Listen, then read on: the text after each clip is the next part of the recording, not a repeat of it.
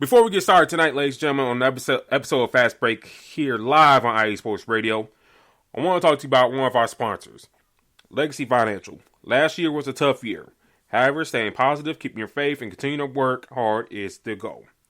If you're in a financial struggle at the moment, and if you need some help, or if you're doing well and you want to get to the next level, either way, give them a call. Also, if you're looking for a new opportunity to work for yourself and earn more money part-time, give them a call. Call AO at 510-928-2104 to book your appointment today. Andrew and AO are just two people on a mission to help families build a legacy. You can follow them on social media, on Twitter at legacy_uncut, and on Instagram at sims_uncut. Now on to the show.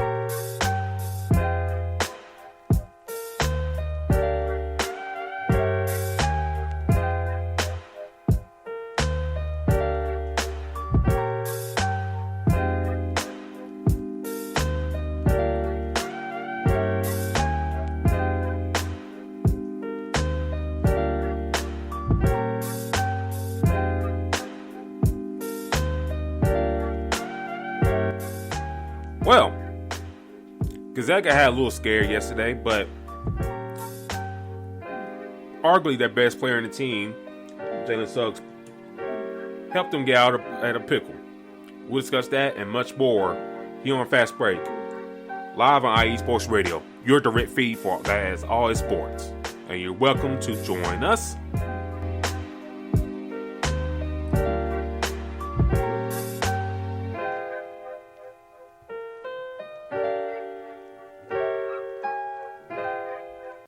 And join us as you shall tonight, ladies and gentlemen.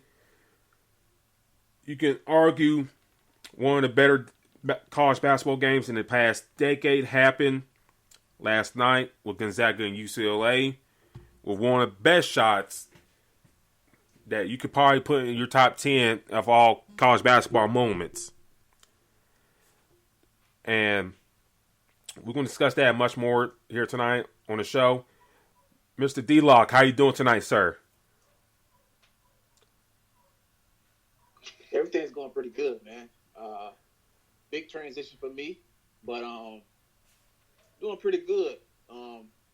That game was wild last night.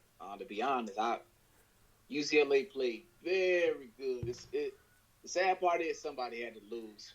So, I mean, if you missed that game, this is one of the ones that you definitely want to try to catch, on ESPN later whenever they show it again on any of these channels. But what a game, man! That makes it even more exciting about Gonzaga and Baylor coming up tomorrow. Yes, if you didn't catch that game last night, I know for me, I caught some bits and pieces. I was out on the road last night. Actually, D-Lock, I was in your new hometown, your new city yesterday. In Atlanta. Oh, really? Yeah, I was on a mission, going to the airport and stuff like that, picking somebody up. So I ain't time to really do much. But, time I was there, I caught a little bit of the game. And then, Suggs making that final shot. That was like a thing of beauty. And, yeah. And we, you brought this up multiple times in the show about the past about Gonzaga. But now, living up to the moment or the players not playing up to that moment, i.e. like Adam Morrison, for example. What you think about this team from the start of the season up to now? Probably had the best starting lineup in college basketball. What's your opinion on Gonzaga on this run this year? I mean, this is probably one of the better teams that we've seen in a long time. But then to pull off that shot or that finish is very huge. So usually what we do see is Gonzaga fold at some point. Now, one thing that is true, UCLA does show up, and they came and did what they were supposed to do, to prove that they belong. But it was a great game. I think that they're going to be a tough outing when Baylor comes around tomorrow. Yeah, and with the matchup with Baylor tomorrow, you get in a matchup that we're supposed to see back in December of this season, but due to COVID issues within the Baylor program, it didn't happen. So maybe that happening was some divine intervention. Maybe we're supposed to not see that matchup in December. And now we're getting it now in the championship game Monday in Indianapolis. Real quick, who do you got in that game for Monday? Well, to be honest, if Gonzaga would have blew out UCLA, I would have had a better chance of thinking that Baylor would pull out the upset. But I actually got Gonzaga now for sure. I think that game really showed what Gonzaga is made of. That was one of the toughest games, this whole season. We kind of seen them move through this tournament, kind of swift, beating their teams easily. And this is the toughest game that they had. I mean, UCLA put up a big fight. UCLA came in, as that Cinderella team, pulling off a couple, upsets, and it looked like a team that was coming with a lot of momentum. And you can see it during that game. I mean, there was times in this game where it seems like UCLA was going to pull off this upset, and Gonzaga found a way to win. They found a way. So, with that being said, if FanDuel gave me a chance, and I think I told you they had that chance where you can pick like 4 teams to continue to advance and who you got to win the championship, I had Gonzaga, and I still believe that now that Gonzaga will win. At this point, I think that game was an eye-opener. And that was something that was very, very huge. Yeah, it's huge. The Zags got a chance to, make history. Last undefeated team was, I believe it was Indiana. Was it, let me look that up. I'm looking at research, pulling up everything right now. It was Indiana. Let's see. Let me pull up the year.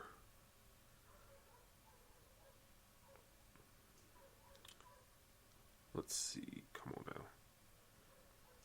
And the thing about it is, this Gonzaga team, they're very deep. And now they got a freshman who I've heard was the Mr. Football and Mr. Basketball Player of the Year in Minnesota. This guy is a stud that's going to make it very hard for this team to be beat. So, play quarterback as well. So, this guy has the eye. What I mean by that is, he can put up points, but he also, can dish the ball. So, expect this team to be very tough to beat. If they do win this, tournament tomorrow, does this team go down as one of the best ever? They're undefeated. So, matching them up against, I know as fans, as a lot of people say don't match up history, but it's just a fun thing to do. You do, make a couple comparisons. So I believe that this team could possibly match up, with those great, tournament teams if they can pull off the victory tomorrow. And looking right now, the last undefeated team was Indiana. Hoosiers going 32-0 back in 75-76 season. Those Bob Knight led teams. And, to your point, if this team comes out and win tomorrow night, would it be considered one of the best ever? You know, in this day at basketball, especially in this turn of the century, I will put them high up there. Look what they accomplished. You got a Mark Few that has built this program from the ground up. You know, you never heard of a Gonzaga University until, if you really follow college basketball like that and watch the NCAA tournament, you know, around this time, you heard Gonzaga. But he's steadily built this school, this program, up to a steady power. You know, in which, you know, some cases, and we got some breaking news. Stanford women's basketball team has won the NCAA championship on the women's side over Arizona. Wow. So, shout out to the Pac-12 in men's and women's. Somebody instead of UConn. Yeah, Arizona upsetting UConn Friday. You know, shout out to Arizona women's basketball. But, you know, he's built this mid-major program, or maybe like a tier lower, into a national power. So much so, like you brought up, you're getting like a dual-threat athlete from Minnesota, in which people in Minnesota love basketball a lot. You get him away from that Midwest area to come to your school.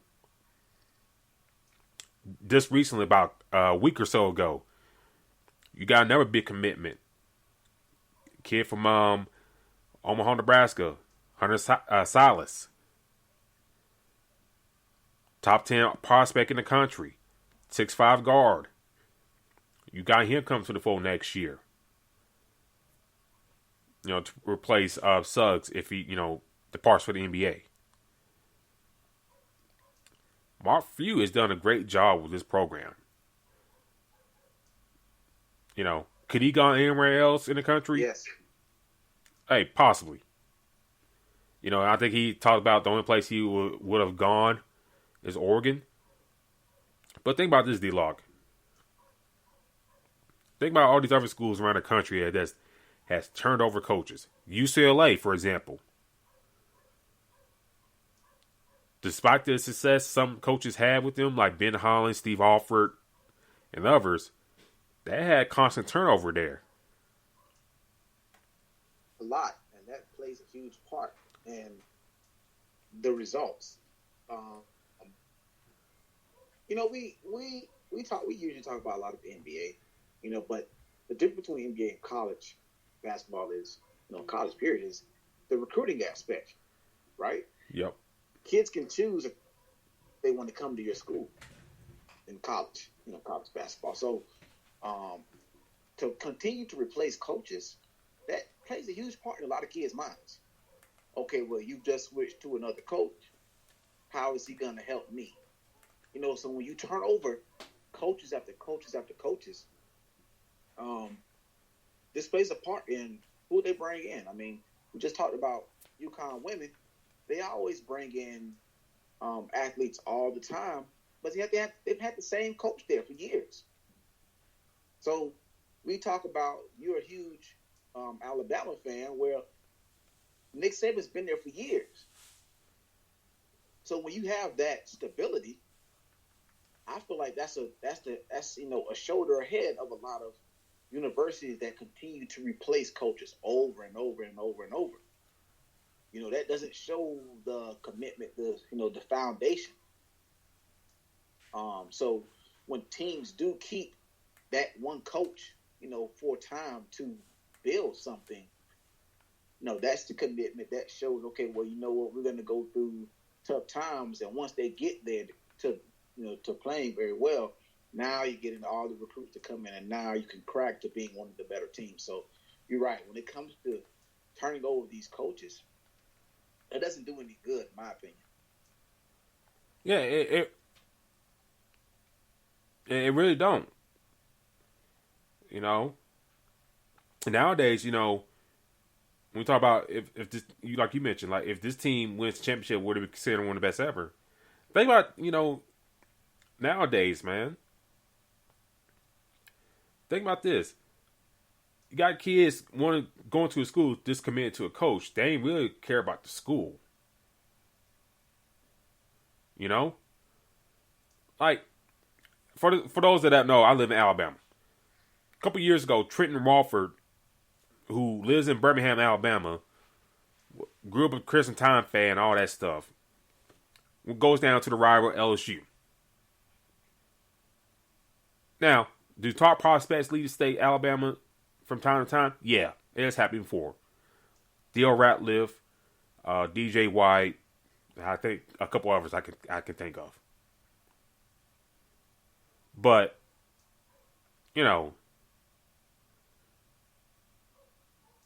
why would you go down to LSU and not just stay at home and,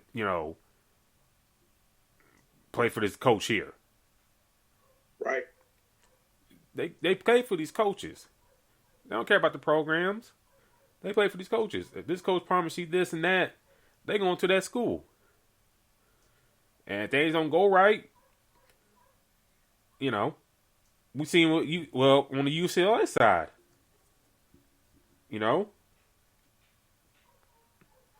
what's that kid's name? Johnny Juzang. I'm sorry if I butcher his name. This D-Lock kid started at Kentucky. Yeah, Things weren't going right for him. Now he goes to UCLA and is caught fire at the right time in the tournament. And now, you're looking at an NBA prospect. Yeah, and that's what that's why we talk so much about basketball. But that's where basketball is. The tournament is so huge. We talked about this months ago when we said college basketball is coming around. Is March Madness is where dreams come true. This is where you start to get. This is where a lot of these teams are looking for those players to add onto their roster. Remember, the NBA only has two rounds in the draft. This is not an NFL where you got 7 rounds. It's not an NBA where you have over 50, 60 players come training camp. There's a maximum of 15 in the NBA on a roster. Yep. So this is where you have to show who you are.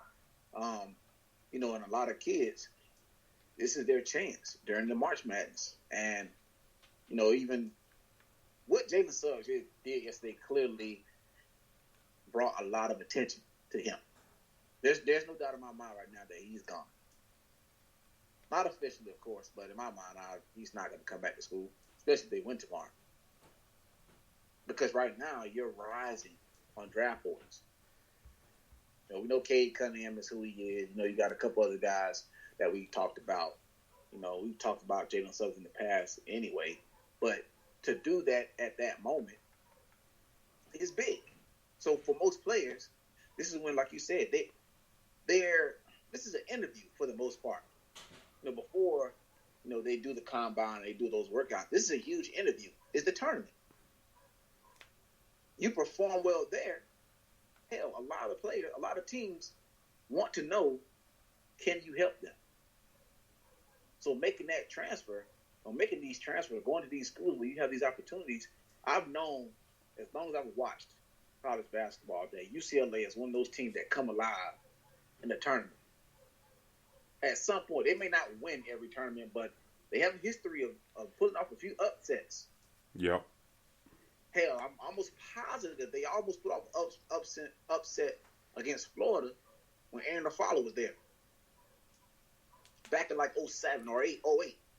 So, this is things that we know that these teams, you deciding to transfer, kids are deciding where to transfer for whatever reason. You get the opportunity to show who you are to the nation. That's all it takes. Yeah, and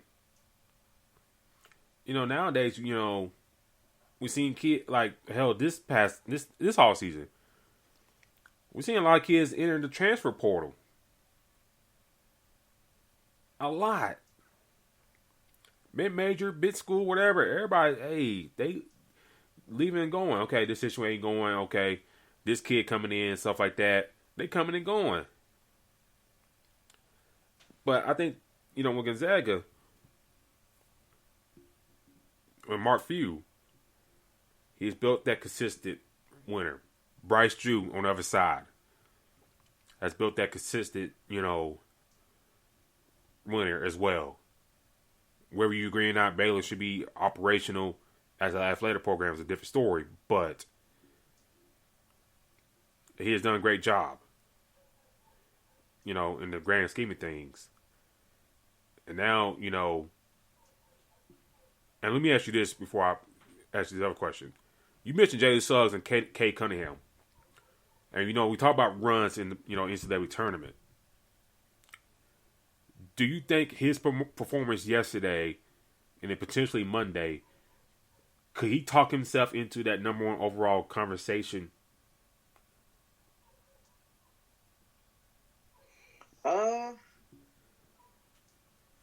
I wouldn't doubt it. For me, and this is a big thing that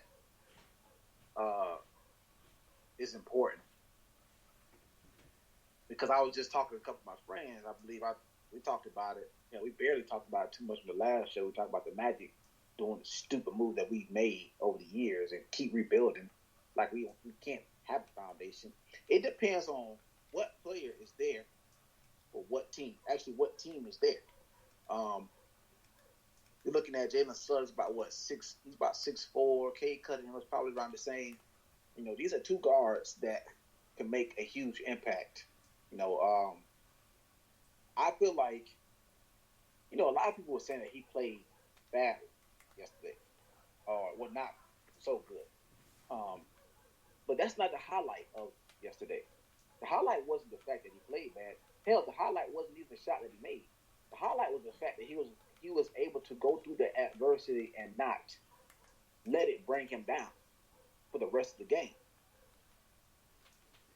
If you're playing bad, you're shooting bad, do you stop shooting? Nope. So that alone can talk him into that first pick. And there's no shade to Kay Cunningham. He's been playing outstanding. But these performances, the performances is not about going 6 for 7 at 3-point line or 10 out of 14. That it's not just that. It's about if things get very, very tough, very hard, how do you respond? The biggest championship that everybody's going to talk about when LeBron is what? When he was down 3-1? Yep. That's going to be one of the biggest ones. Why? That is the adversity that he had to go through. He's down 3-1. Now he has his back against the wall. What is he going to do? This is going to show us a true champion. There's people that's already saying that if LeBron wins a finals against a Brooklyn Nets stacked team, that he will surpass Jordan. Why do they consider that? Because it's the valley that he has to go through to get there.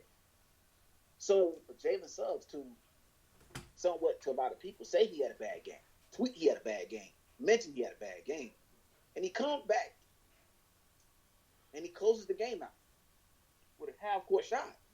When you do stuff like that, all that does is boost not only your confidence, but now a lot of NBA teams are like, well, if this guy can do this here on this stage, are you telling me he can't do this on a professional level? So for me, I can definitely see teams consider one of the other. Now, not only that, I'll tell you this, and it reverts back to the question that I had earlier about the Orlando Magic. You got Markelle Fultz, you got Cole Anthony, you got R.J. Hampton. Do you trade if you pick up if you draft one of these guards? Do you trade one of your other guards? Hell yeah, you do. Mm-hmm. Because at this point, he's doing such of an impact. You're calling after you know that you got that first pick. Okay, well, yeah. Who wants this person? Who wants that person? That's the nature of the impact that he's done by making the half-court shot that everybody is saying, wow, that looked amazing. Teams are looking at that like, imagine if he could do that in our jersey. So yes, you can say it was a clear cut Cade Cunningham at first, and maybe you had Jalen Suggs at 3, or maybe at 4, or maybe at 5. He's slowly creeping up to that conversation. Well, now it's not so sure which one I decide. Now I'm not so, not necessarily if you don't pick one, you're in a win-win situation, but which one can give you more of an impact? Because we know that the NBA, you need that one player that's going to make a drastic change to your franchise. So, yeah, I can see him being in that consideration. Look, I'm sure tomorrow's game is going to tell us the big difference. Because if he comes back and plays better and win a national title, now you're in that scenario. We've seen it happen multiple times. So, yeah, man, I mean, that performance was amazing, but, so many people see the shot, but it's more so of the, let me get myself back up. Because not only is, NBA teams seeing that, but you got to think about all the brands, Gatorade, Under Armour, Nike. They're already envisioning having the commercial with the guy, going through a tough time and find a way to success or to win. That's a selling point, right? So he's opening a lot of eyes right now, and that's a good thing. Yeah, and before I speak, shout out to the chat. Terry Rodriguez in the chat tonight. Mr. Adam Karnick in the chat tonight. Welcome, gentlemen, with us tonight. Terry, he's bringing up, you mentioned like LeBron. He said that, last year's championship bubble was just as impressive for LeBron and company. The fact that they were away from friends and family for, 3 to 5 months. And you got to remember, during that time in the bubble, D-Lock, the Lakers played practice come playoff time, but then, LeBron's oldest son sitting at them full social media. Yep. And you can't be home, and, if you're LeBron, you try to handle your business, but then you got your eldest, doing stuff, and you on the other side of the coast of the country, and you really can't discipline like you wanted to. Yeah, and on top of that, don't forget now we're used to. Correct me if I'm wrong. We're used to seeing LeBron go 0 dark 30, I believe, in the playoffs. Yep.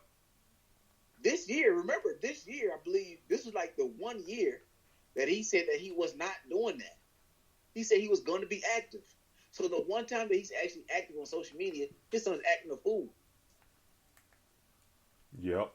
So it's like you're gonna add on to my plate, and he does that. But either way, like Tyrion said, this championship is as precious as many. But the fact that you had to go through something, and Jalen Suggs, his resume is being built there. To that, he's building that. I mean, you're literally the best. Everybody's considering you to win, the best team in the country. The pressure's already on with that. Remember, I've told you Gonzaga always folds in the tournament. You already got all this pressure on. Now you're going to overtime with a ranked 11 team who everybody's expecting you to blow out. And not only that, you've been playing bad, and then you go hit the game-winning shot. How can teams not see that? Yeah, and we'll see how the draft lottery plays out.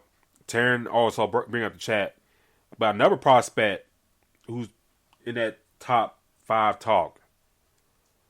Evan Mobley from USC. He played pretty well in the tournament. A little bit better than Cade Cunningham. My thing with Cade Cunningham, I didn't expect Oklahoma State to win the championship, but if Cunningham can kind of, be consistent, average at least about 20 points to those 3 games to the Sweet 16, okay, I think you put a stamp, he's number 1 overall pick. But since he kind of struggled in those couple games, now you got these other guys that has come on strong as here of late, like a Mobley, like a Suggs, and then you got those guys in the G League as well. That door's opening. And Yeah. and for years that before your Orlando Magic, I know they got Wendell called in a trade last week. Mo Bamba, I doubt they'll keep him around. If Suggs, let's go this. If Suggs and Cunningham are off the board, and Magic picking 3, do you see him taking Evan Mobley? I wouldn't doubt it. Listen, at this point, we've been playing so bad that hell, if we go third and we draft a center or we draft a forward, Mobley, Suggs, or Cunningham, somebody on our roster is getting traded. Like that. That's just what that is. I mean, if you go Suggs, you're gonna trade one of the solid point guards that has a bright future. If you go Mobley, you're gonna trade one of your centers, your power forward that has a bright future. At this point, if both of them are gone, Mobley is playing so well. Now you're gonna draft him, and when you draft him, you're looking for spots to trade. Now you really got to pick faster than you want between Wendell Carter and Mo Bamba. I've said this months ago, and I still have Magic fans that I've talked to all the time that think I'm silly for saying that it was crazy for us to draft Mo Bamba. Mo Bamba is not even getting minutes now with Wendell Carter. Mm-hmm. Wendell Carter just had a double-double, was it yesterday? And the game we got blew out. Yep. Mo Bamba had 11 minutes, 2 points and 2 boards. So you're slowly figuring out, okay, boom, I can. Wendell Carter is only 21. Okay, I can rock with him. But now, if Suggs and Cunningham going, you mess around and don't do too well in the lottery. Now you're looking like, well, damn, okay. Mobley is sitting here. You can get him, and you're gonna have Chuma. Chuma's not going anywhere. He's playing outstanding right now. Unless you move him to the 3. You got Chuma, you got Jonathan Isaac. Like, you're gonna get Mobley. I mean, it's just that simple. So now you're there with 3 bigs. And what you're going to do is you're going to trade one and possibly use the other one as a rotation. Don't forget Cam Purchase there, so he'll probably get traded too. So, yes, at that point, this is a pick that you do not mess up. Again, I hope people in the Magic front office hear this over the next couple months. Again, this is a pick that you do not mess up. So, yes, if Mobley is there, you grab him. Because even if you go number 1 and you get Suggs or you get Cunningham, you're going to have to trade one of your guards anyway. Yeah. So, like, you got Cole Anthony, who I think is a stud. But now, we go get R.J. Hampton, who we definitely think is a stud. Then, remember, we had all the confidence in Markelle Fultz. So, where do you lean at? And then now, it's a competition thing between Mo Bamba and Wendell Carter. That's obvious. They both were drafted right next to each other. So, in a sense, they're trying to figure out which one is the better center. So, if you get to 3, am I saying right now that Mobley could possibly be better than both of them? He could be. But if he's there at 3, you have to grab him. That's just where you are. You don't trade down or anything. Yeah. I think, like you mentioned before about teams and stuff like that, having a competent office all the way down, including ownership. If you don't got the right people in the right place and to make the right decisions, you kind of stunt your own growth. Yeah, it doesn't matter. It doesn't matter who's there. Hell, LeBron can be there at number 1. You can go grab him, or Michael Jordan, for that matter. If your front office don't know what the hell they're doing, you're gonna run into the same circle. It's one thing that I've been saying. I'll just leave it here so we can push to the next topic. I have a friend of mine that tells me, "Oh, you still mad about the things we did in '96?" I'm like, bro, it's because it seems like we're doing the same thing we've been doing since '96. We're doing the same exact thing. It's not changing. That's why I'm frustrated. So, like you said, if you don't have anybody in the front office that's willing to, make the right moves, then yes, everybody's gonna come to Orlando to go to Magic Kingdom and go to Walt Disney. They're not gonna go to any Magic games. They don't care that we got new jerseys and none of that stuff. Yeah, and to put a bow on the Final Four and all this stuff. You know, Baylor coming out like gangbusters on Houston, and doing what they had to do to kind of win the game. And if we Houston, Kelvin Sampson, who at one point, I don't know. Maybe he knew if he would get another head coaching job like this. After what happened in Indiana, he toured around the NBA for years as an assistant. Surprised he didn't get a head coaching job compared to some of these other dudes that get jobs around the league. But whatever. But winds up in Houston. Has took that team to 2 seed. Got them to the Final Four for the first time since the 80s. And we'll talk about Roy Williams here in a second, but, salute to him to kind of rebuilding his career, remaking his image, I should say, and, leading Houston to the Final Four.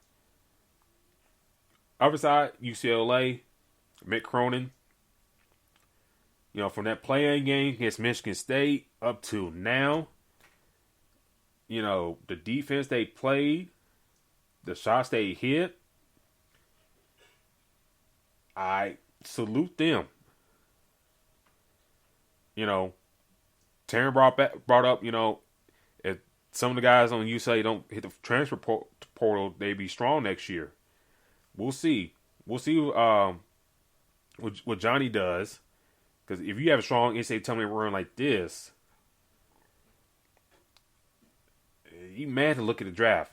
Not hire an agent, but may look at, Dipitoli and see what people are saying. Yeah, see what they're expecting, yeah. And then, it's so funny. Yeah, Kentucky had this dude and really do much with him. He comes here and wasn't supposed to be the star player, but kind of has grown into that star player. And you're about 40-foot 3-pointer away, playing double overtime, maybe taking one of the best teams out in the history in the tournament. But I think, before we move on here, I think for Mick Cronin and UCLA, can you keep this success up? Can you do better what Ben Howland, Steve Alford did? Yes, they had success early on, but somewhere down the line, things just kind of fell apart. For Howland, the talent was there, but it's just like the wins weren't producing. It's like you peaked at the early on. Alford, if the ball brothers would just come through to the program, kind of help sustain that, I think maybe he could be there right now. But things didn't happen that way, and now he was gone.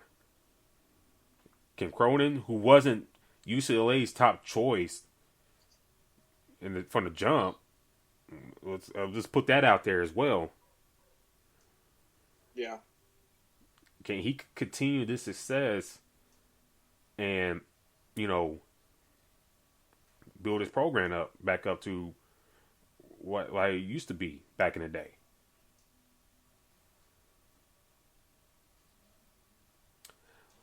But, ladies and gentlemen, we got coaching changes, I guess, talk about in the NCAA. Roy Williams, for years, since the late 80s, from Kansas up to down to North Carolina, Roy Williams has been like a staple of college basketball. And on April Fools, and we had to make sure, it wasn't no jokes or nothing like that, he decided to retire from coaching. Yeah. And, he spent 18 years at North Carolina. Combined record of 485, 163. led them to Tar Heels to 3 national titles. His very first one in 2005 overall as a coach. Then 2009, then 2017. He almost had back-to-back in 2016, 2017 if, Villanova didn't hit that last second shot. Yeah. Found it for you. I said, damn, I lost money on that too. But anyways, he retired as head coach, not only for North Carolina, but he also coached Kansas for 15 years as well. What are some of your Roy Williams moments as a coach? I mean, he was one of the. This is one of the greatest coaches I've ever seen. I mean, outside of Coach K, I will put him in that category with Saban. I keep the UConn women's coach Gene. I can never say his last name correctly. Gino Armand. Yes, I can never say his last name correctly. He's one of those guys that has done so much, at North Carolina. At least from what I remember. Obviously, Jordan was one of the big name players that he coached. He's just been outstanding. I mean, we haven't really heard anything bad about him like that. To be honest, the whole retirement thing was a shocker to me. Especially come off the year they've had this year.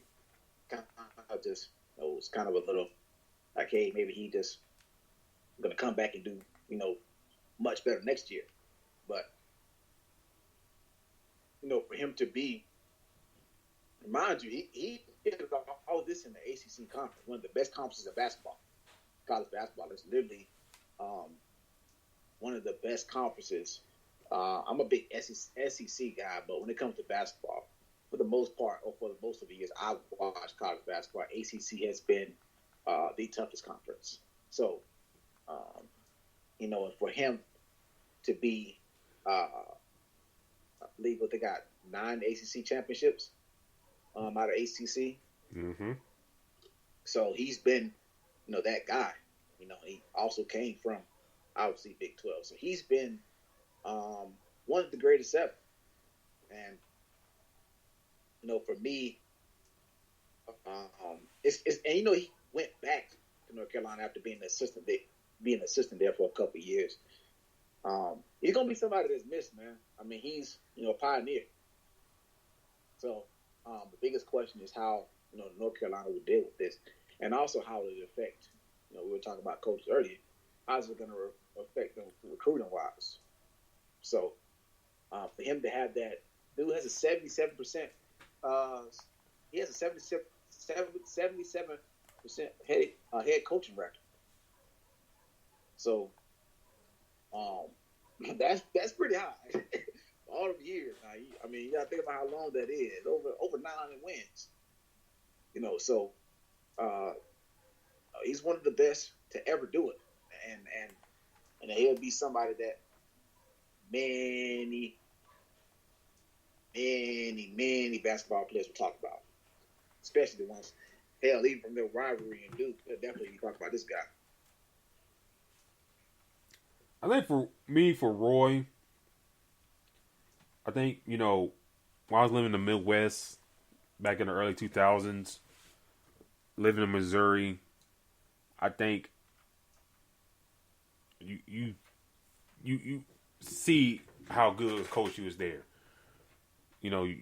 And the chance to watch multiple Kansas games, all that stuff, the talk and stuff like that. The rivalry at the time between Kansas and Missouri, basketball wise, it's that deep.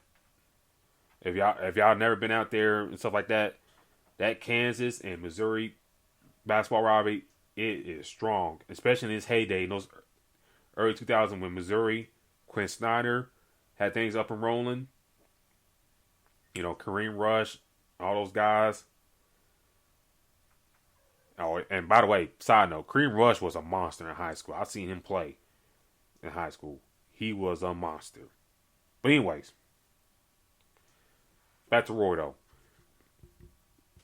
Those Kansas teams back in the day.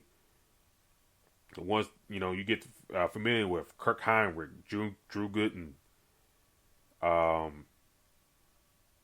those squads, Nick Collinson, Jeff Boschee,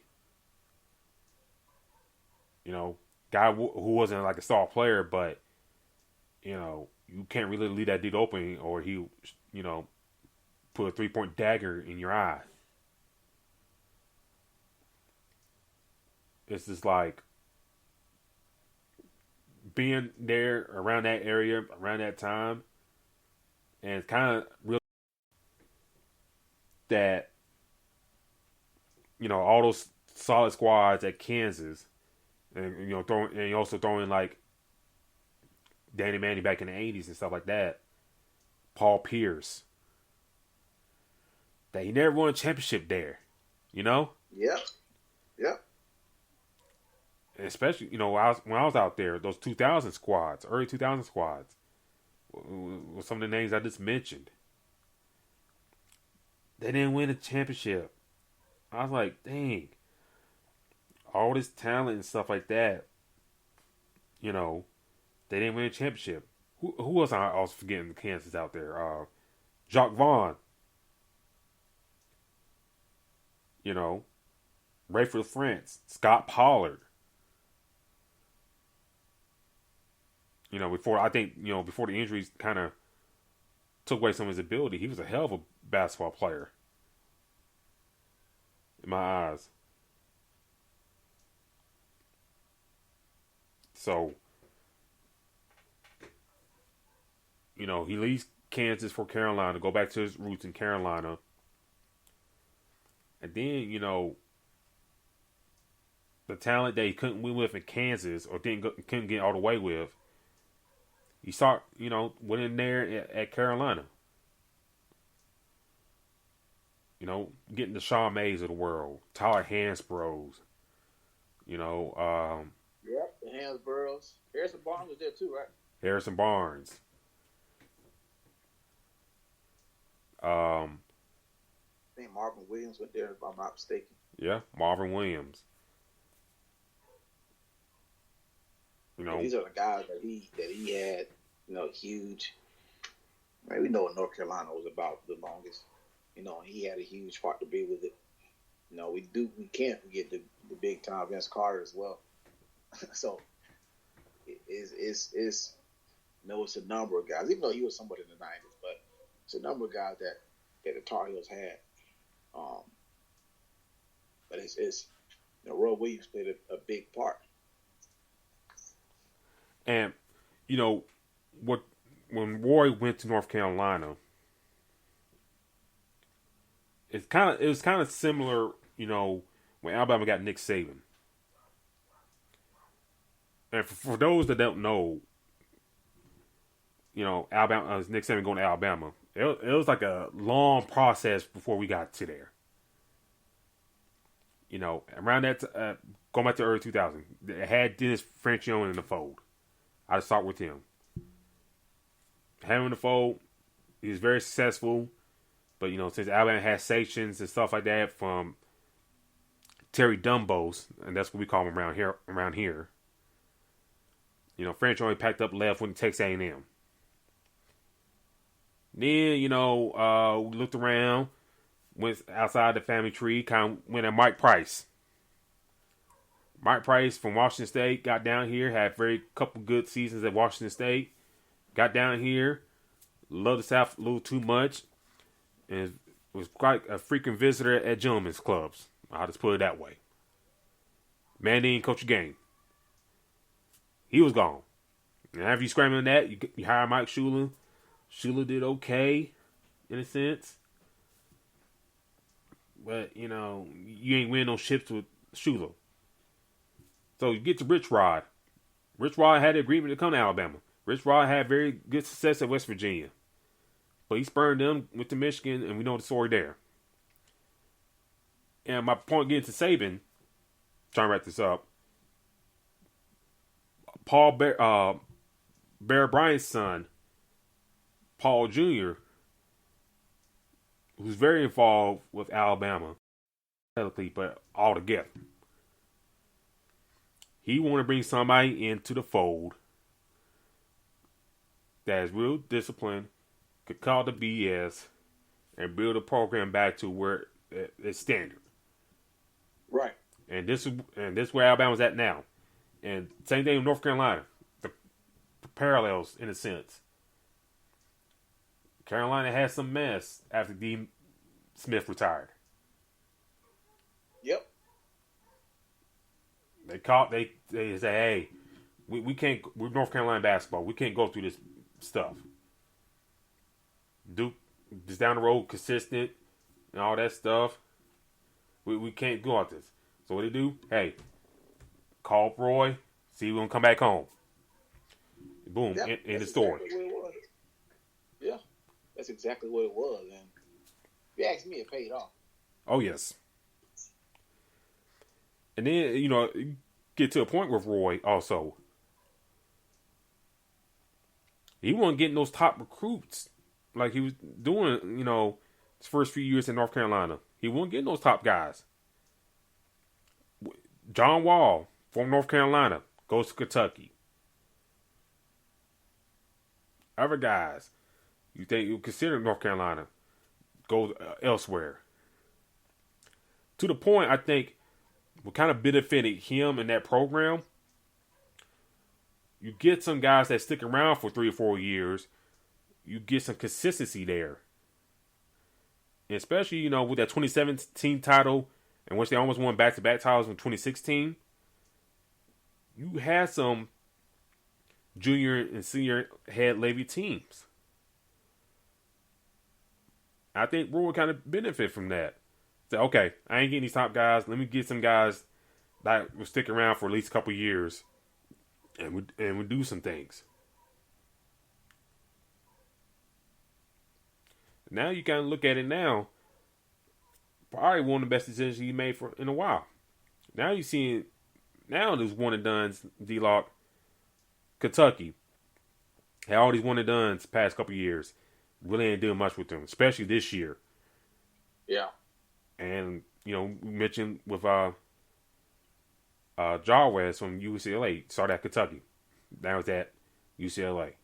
Duke had a whole bunch of a top class as well. Didn't do much this year.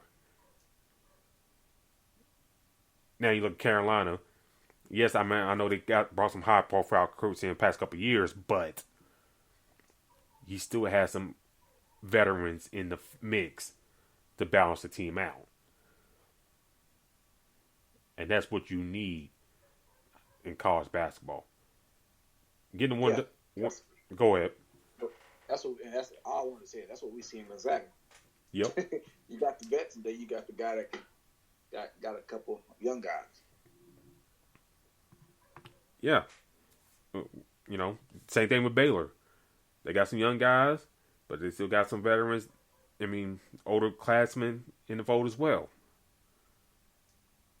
You gotta have that right mix of college basketball. Yeah, it was cool for Coach Cal and crew to have all these freshmen and stuff like that. It's real exciting and stuff like that. But to a point, you need some of that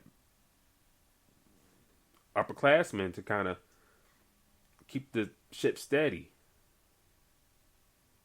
Will Kentucky do bounce back? Hey, I don't know. Maybe not.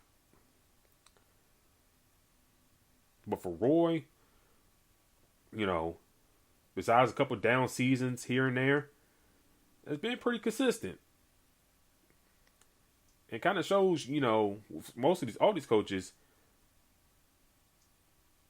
if you stick to what you do best and all that stuff, you will have a couple bumps in the road, but if you keep your head fast, all that stuff, keep a standard, you be straight. You'll get past the turbulence and still be successful down the line. And that's how, I always saw Roy. Even some of his down years, he bounced back pretty strong.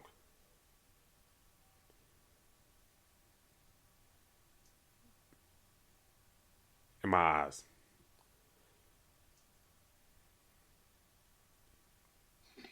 Yeah, I mean, right now I just think that they they're gonna find somebody that can do a job for them as well as these. These are one of those North Carolina's one of the programs that's gonna dig deep into their own. You know, they don't really stray away from the history of guys they have there.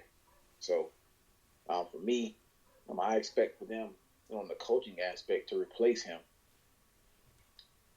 They're gonna go for somebody that can um, knows everything about Tar Heel Nation.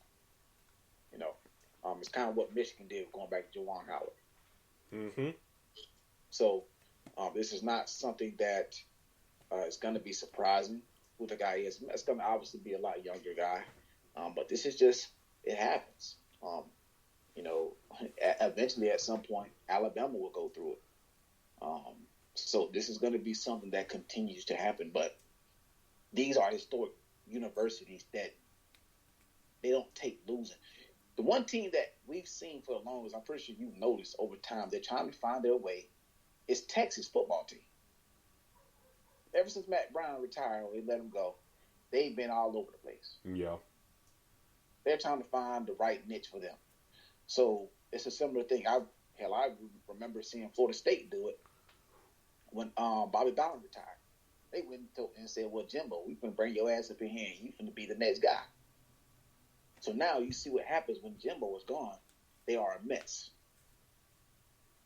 It's the same thing, somewhat, what happened with Florida with Steve Spurrier, then going to Urban Meyer, and they struggle for a minute. Then they go get Dan Mullen from the Urban Meyer tree. So this is something that these universities do, you know, over time to continue that trend. You see, once they leave that trend, they don't look that good. So, but I expect North Carolina to bounce back. I definitely agree. And then, you know, possibly next week we'll discuss candidates and stuff like that because, you know, North Carolina is a blue blood job. And, you know, next week we'll discuss that and see who will be the best candidate for the job. Also next week is 90s Week here on IE Sports Radio. So, also along with the North Carolina coaching search talk, and maybe talk about Shaka Smart leaving Texas. Also, we talk about, you know, the playing styles of the 90s basketball and college basketball compared to today. So, look out for that, you know, for us next week. And 90s Week begins on IE Sports Radio tomorrow. You know, shout out to Adam Karnick in the chat today. He does Chicago Weekly for us. And he's going to be talking about, you know, those Bulls teams back in the 90s. And, you know, the new Space Jam trailer, you know, stuff like that on the fold. So, do look out for that for him tomorrow here on iSports Radio. But, D-Lock, how can people find you on social media? Definitely guys can find me at Black-813 on both Twitter and Instagram. Let me know where they can find you at, man. Follow me on Twitter at Spawn4288. Also follow the show at Fastbreak at IESR. That is Fastbreak IESR. Please do check out the website IESportsRadio.com. Let's Wind About Sports is up next here on the network. But till then, we out. Peace.